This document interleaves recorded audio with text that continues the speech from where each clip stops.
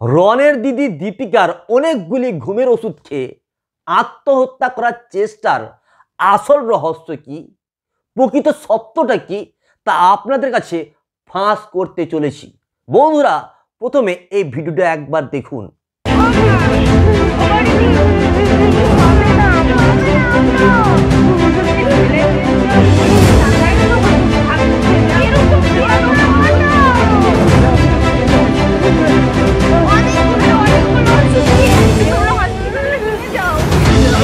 এই ভিডিওতে পরিষ্কার শুনতে পাওয়া যাচ্ছে, বলা হচ্ছে দীপিকা অনেকগুলি ঘুমের ওষুধ খেয়ে নিয়েছে, ওকে হসপিটালে নিয়ে যাও।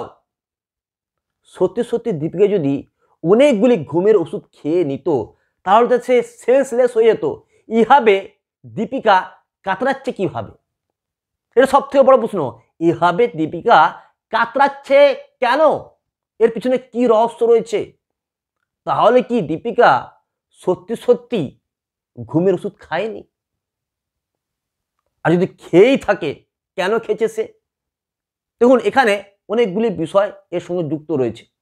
আপনারা সকলে দেখেছেন যে দীপিকা যখন তার ভাই রনকে ঘর থেকে ঘাড় ধাক্কা দিয়ে বের করে দিয়েছিল, তারপর রন ভিডিও করে, তার সঙ্গে সঙ্গে পৃথিমণ্ডল রনকে সমর্থন করে, এবং এরপর যে সমস্ত সোশ্যাল মিডিয়া ইউজাররা রয়েছে তারা প্রত্যেকেই এই দীপিকাকে টার্গেট করে, এবং প্রায় প্রত্যেকেই সোশ্যাল মিডিয়ায় এসে দীপিকাকে উল্টাপাল্টা বলতে থাকে, তার বিরুদ্ধে উল্টাপাল্টা মন্তব্য করতে থাকে।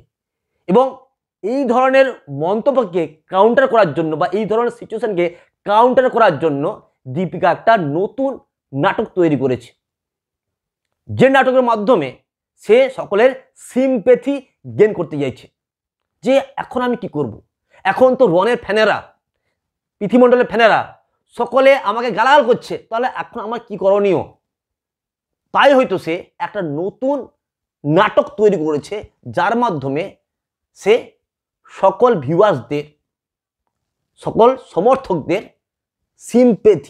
সিম্প্যাথিটা গেইন করার একটা খুব বড় ষড়যন্ত্র করছে। যদি ভিউয়ার্সরা তার এই হাল দেখে তার প্রতি করুণা দেখায়, তার কষ্ট দেখে যদি ভিউয়ার্সরা যে কাজটা সে করেছে সেটাকে ভুলে যায়, এই ধরনের একটা চাল খেলতে পারে দীপিকা। কিন্তু অন্য প্রশ্নও থাকছে এখানে। দীপিকা হয়তো সত্যি সত্যি কোনো ওষুধ খেয়েছে, কোনো একটা ওষুধ খেয়েছে বা কিছু একটা সে করেছে যার জন্য সে এইভাবে কাতরাচ্ছে। কিন্তু ঘুমের ওষুধ খেলে এইভাবে যে কাতরাবে, আমার কিন্তু এটা মনে হচ্ছে না। এখন বলা হচ্ছে এই দীপিকাকে নাকি হসপিটালে ভর্তি করা হয়েছিল, হসপিটালের আইসিইউতে সে ছিল, এবং আইসিইউতে থাকার পর সে এখন অনেকটা ভালো রয়েছে, সুস্থ রয়েছে। এই কথাটা কারা বলছে? যে সমস্ত ইউটিউবাররা রয়েছে সেই ইউটিউবাররা বলছে। প্রকৃতপক্ষে কি এই দীপিকাকে হসপিটালের আইসিইউতে ভর্তি করা হয়েছিল এই খবর কেউ জানে না, মন গড়া কথা বলছে তারা। কন্ট্রোভার্সি ক্রিয়েটাররা সম্পূর্ণরূপে একটা অনুমানের উপর ভিত্তি করে কথাগুলো বলছে, এখানে সত্যতা জিরো। এটাও হতে পারে দীপিকাকে নিয়ে যাওয়া হয়েছে হাসপাতালে এবং সেখানে সে জেনারেল বেডে রয়েছে, এটাও হতে পারে। অথবা এই দীপিকাকে নিয়ে যাওয়া হয়েছিল হসপিটালে, সেখানে যে ইমার্জেন্সি ওয়ার্ডে তাকে দেখা হয়েছিল, দেখার পর তাকে তার প্রাথমিক চিকিৎসা করার পর তাকে ছেড়ে দেওয়া হয়েছে। আপনারা সকলে জানেন, যদি বড় কোনো রোগ না হয়, বড় কোনো সমস্যা না হয়, তাহলে কিন্তু হসপিটালের যে নিয়ম রয়েছে, ডাক্তাররা প্রথমে প্রাথমিক চিকিৎসা করে, যদি মনে হয় তাকে হাসপাতালে ভর্তি করা উচিত তাহলে তাকে হাসপাতালে ভর্তি করে, আর যদি মনে হয় হাসপাতালে তাকে ভর্তি করা উচিত নয় তাহলে কিন্তু তাকে প্রাথমিক চিকিৎসার পর ওষুধ দিয়ে ছেড়ে দেওয়া হয়। এটা আপনারা সকলে জানেন যারা হাসপাতালে গেছেন, সরকারি হাসপাতালে গিয়েছেন। তো এটাও হতে পারে। তো প্রকৃতপক্ষে কী ঘটনা ঘটেছে কেউ জানে না। যে সমস্ত ইউটিউবাররা আপনাদের কাছে এসে বলছে যে সে আইসিইউতে ভর্তি ছিল, সে এখন ভালো রয়েছে, তা সম্পূর্ণ অনুমানের উপর ভিত্তি করে বলছে, তা সম্পূর্ণ মন গড়া কাহিনী এই সমস্ত ইউটিউবারদের। প্রকৃত সত্য কেউ জানে না, যা শুনছে ইচ্ছা মতো মন গড়া কাহিনী তারা বলে দিচ্ছে। এখন বাস্তবে এই দীপিকা আদৌ ঘুমের ওষুধ খেয়েছিল কিনা এটা নিয়ে প্রশ্ন উঠছে।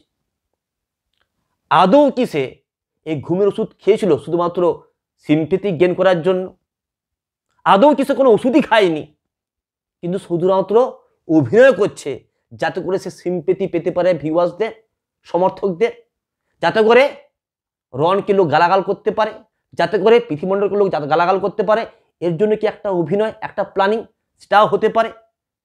তো বন্ধুরা, আপনাদের কি মনে হয়, এই দীপিকা সত্যি সত্যি কি ঘুমের ওষুধ খেয়ে আত্মহত্যার চেষ্টা করেছিল, নাকি শুধুমাত্র রনকে এবং পৃথিবীমণ্ডলকে সকলের সামনে অপদস্থ করার জন্য, অপমানিত করার জন্য, ভুল প্রমাণিত করার জন্য, সিম্প্যাথি গেইন করার জন্য, লোকের করুণা পাওয়ার জন্য এই একটা নাটক তৈরি করেছে, একটা অভিনয় করছে?